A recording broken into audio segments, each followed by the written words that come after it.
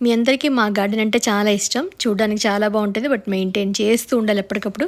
అందులోనూ వర్షాకాలం వచ్చిందంటే మరి ఆ వర్షాకాలానికో ఎందుకో ఎక్కువ గుబురుగా పెరిగిపోయినట్టు నాకైతే మొత్తం కట్ చేసేసి చాలా ప్రశాంతంగా ఉండాలనిపిస్తుంది. ఏమైనా పువ్వులు పుయ్యనివి కానీ కాయలు కాయనివి కానీ ఏమైనా ఉంటే కనుక కొమ్మలని ట్రిమ్ చేసేయాలి, ప్రశాంతంగా ఉండాలనిపించాడు. ఆ మూలన్న సపోటా చెట్టు మీద నా కన్ను పడింది. అలాగే కొన్ని మందార మొక్కలు కూడా ఫ్రంట్ లైన్లో ఉన్నవి కూడా అస్సలు పుయ్యట్లేదు. సో అవన్నీ తీపించేసాను అనమాట.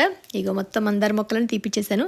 సపోటా ఈ 5-6 ఏళ్లలో గట్టిగా మేము 5-6 కాయలు కూడా తినట్లేదు. పాల సపోటా పెద్ద పెద్ద సపోటా వస్తుంది. అంత సపోటా అసలు మనం చూడము. కానీ యాక్చువల్గా ఎప్పుడు తినడానికి అవ్వట్లేదు. పక్షులు కొట్టడం ఏదో అంటే పక్షుల కోసం ఉంచచ్చు అని అనుకోవచ్చు. కానీ ఆ మూలంత మొక్క ఉండడం వల్ల దాని పక్కన ఉన్న మందారాలు కనకాంబరాలు కూడా పూయడం మానేశాయి. ఎందుకింత ఊరికే పెద్దగా మొక్క పాలు కారే మొక్క కూడా ఉంచకూడదు అని అన్నారు. ఇంకా నాకు ఎందుకునో దాని మీద ఇంకా లేదు. మనకి ఉపయోగపడట్లేదని ఉంచుకోవడం కన్నా అంత పెద్ద మొక్క అవసరం లేదనిపించి సపోటా మొత్తం కొట్టించేసాను. అక్కడ ఏదైనా పూల మొక్కలు వేసుకుందామని. సో ఫైనల్గా అయితే గార్డెన్ ఇలా ఉంది. ఇప్పుడైతే హాయిగా మంచిగా కటింగ్ చేయించుకుని ఏదో గాలి వెళ్తురు వచ్చినట్టుగా అనిపించింది. ఈ ఫ్రంట్ చెప్పానుగా మొత్తం ఒక 3 మందారాలు ఉంటాయి. ఎందుకునో అవి ఇంకా పువ్వులు పూయడానికి అన్నట్టుగా ఏదో ఎండుగా అయిపోయినట్టుగా అంటే మోడుగా అయిపోయినట్టుగా అనిపించింది. సో లేదులే కొత్త మొక్కలు వేసుకుందాము అంటే ఒక 7-8 ఏళ్ళ తర్వాత లైఫ్ అయిపోయినట్టు అనిపిస్తుంది కొన్ని మొక్కలకి.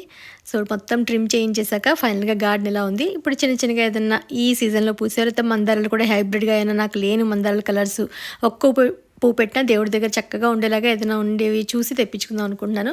సో ఇక్కడ కూడా మంచి ప్లేస్ వచ్చింది. ఇంకా వేరే ఏదైనా కొత్త మొక్కలు నాకు ఎక్కువ గుబురు లేకుండా ఉన్నవి చూసి వేస్తాను. సో ఫైనల్గా గార్డెన్ ఎలా ఉందనేది చెప్పండి. మీకు నచ్చితే ఒక చిన్న షార్ట్.